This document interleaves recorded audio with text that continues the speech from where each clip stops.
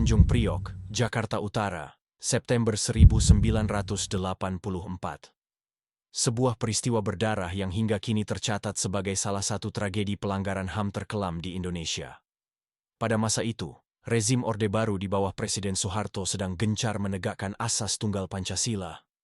Kebijakan ini menimbulkan ketegangan dengan kelompok-kelompok Islam yang merasa kebebasan mereka dibatasi. Di Tanjung Priok, sebuah kawasan pelabuhan yang banyak dihuni masyarakat Muslim, ketegangan semakin meningkat ketika aparat militer memaksa warga untuk menurunkan spanduk keagamaan di sebuah masjid. Penurunan spanduk itu dianggap sebagai pelecehan terhadap simbol agama. Sejumlah tokoh Islam setempat lalu menggelar ceramah dan mengajak masyarakat melakukan aksi protes damai menolak tindakan aparat.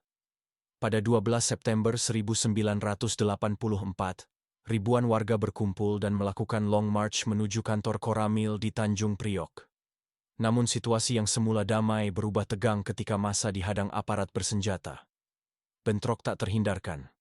Aparat menembaki kerumunan demonstran. Jalanan Tanjung Priok seketika berubah menjadi lautan kepanikan dan darah. Jumlah korban jiwa tidak pernah diumumkan secara resmi secara transparan. Pemerintah Orde Baru menyebut korban hanya puluhan orang. Namun menurut saksi dan organisasi HAM, jumlah sebenarnya mencapai ratusan orang tewas, ditambah banyak yang luka-luka dan ditahan.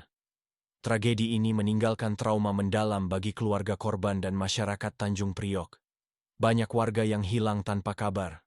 Puluhan tahun kemudian, kasus ini masih menjadi catatan kelam dalam sejarah pelanggaran HAM di Indonesia.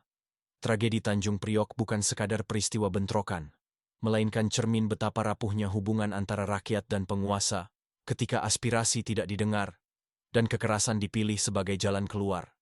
Hingga kini, keluarga korban masih menuntut keadilan.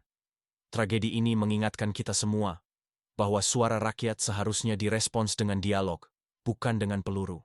Kudus, sebuah kota kecil di Jawa Tengah yang dikenal sebagai kota santri.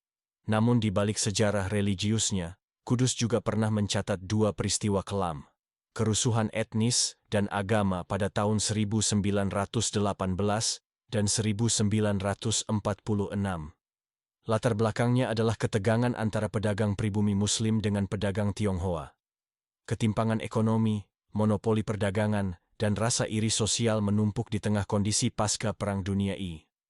Pada 31 Oktober 1918, saat perayaan Maulid Nabi Muhammad SAW, kerumunan massa di Kudus berubah menjadi amukan. Massa menyerang permukiman Tionghoa, membakar rumah dan toko, serta melakukan kekerasan brutal. Korban jiwa mencapai ratusan orang, terutama dari komunitas Tionghoa. Kerusuhan ini mengguncang Hindia Belanda dan meninggalkan luka dalam hubungan antar etnis. Hampir 3 dekade kemudian, sejarah kelam terulang kembali. Indonesia baru saja memproklamasikan kemerdekaan, namun situasi politik masih kacau. Kudus kembali dilanda pertumpahan darah, kali ini bernuansa agama dan politik. Pada 31 Oktober 1946, bertepatan dengan peringatan Maulid Nabi, massa Muslim menyerang warga Tionghoa Kudus. Isu bahwa etnis Tionghoa dianggap dekat dengan Belanda menjadi pemicu tambahan di tengah situasi revolusi. Akibatnya, ribuan orang Tionghoa Kudus mengungsi ke Semarang dan kota-kota lain. Banyak rumah, toko, dan kelenteng hancur dilalap api.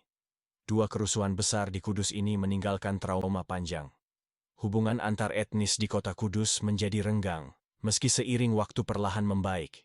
Namun sejarah ini menjadi pengingat bahwa api konflik etnis dan agama mudah sekali berkobar bila ketidakadilan sosial dan politik dibiarkan.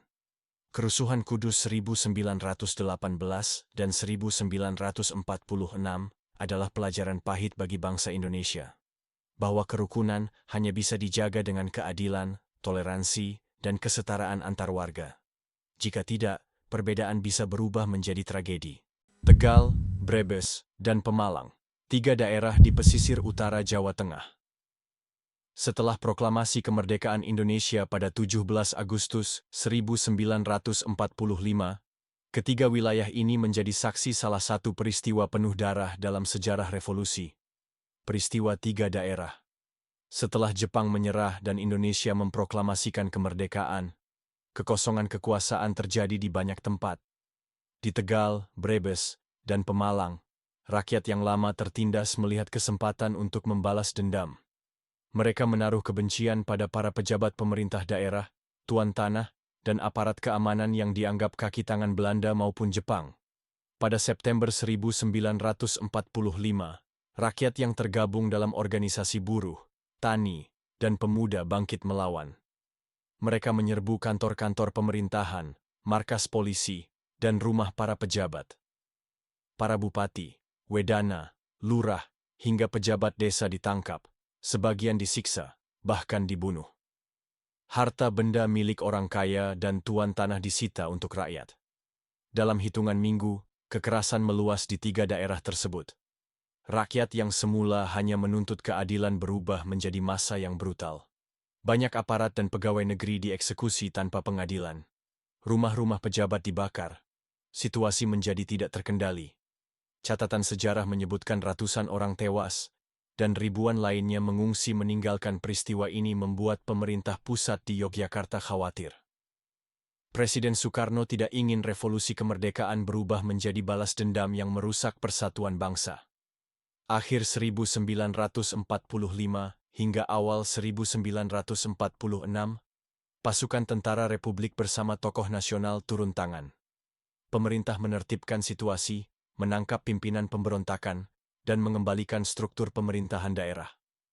Peristiwa 3 daerah menjadi pelajaran pahit, bahwa euforia kemerdekaan bisa berubah menjadi amarah yang tak terkendali. Bagi rakyat Tegal, Brebes, dan Pemalang, tragedi ini meninggalkan luka mendalam. Banyak keluarga pejabat dan pegawai negeri kehilangan anggota keluarganya, sementara rakyat kecil merasa perjuangan mereka dirampas oleh kekuasaan baru. Peristiwa 3 daerah, 1945 sampai 1946, adalah cermin bahwa revolusi tidak hanya tentang melawan penjajah, tetapi juga tentang bagaimana rakyat mengelola kemerdekaan.